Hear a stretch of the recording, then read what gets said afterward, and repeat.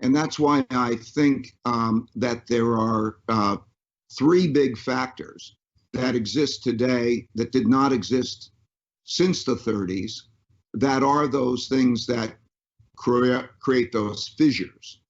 I think those three big things that the setting that this downturn has happened in is, first, we have a debt monetary situation that did not exist since the war years. In other words, when interest rates hit zero and you have a lot of debt and you have to print a lot of money, that changes the game. It means that it's not easy to stimulate an economy by monetary policy in the usual way.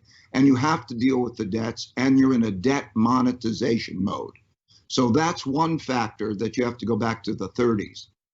The second big factor, that's the lay of the land that we will remain with,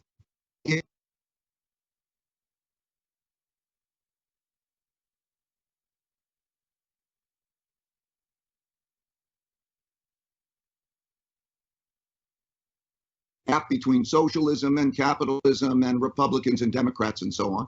And that wealth gap issue, when you have an economic downturn at the same time, is particularly difficult. And the third factor that didn't exist before, but existed in the 1930s, which is a concern, is the rise of a power to challenge the existing world power, the rise of China to challenge the United States, in which case there's a lot to argue or fight about, and that's the backdrop.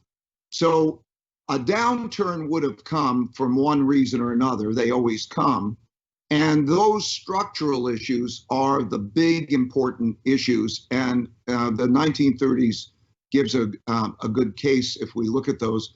And if we look at the sizes of the debt and the printing and so on, that's also, as Larry Kudlow said, comparable to the war years.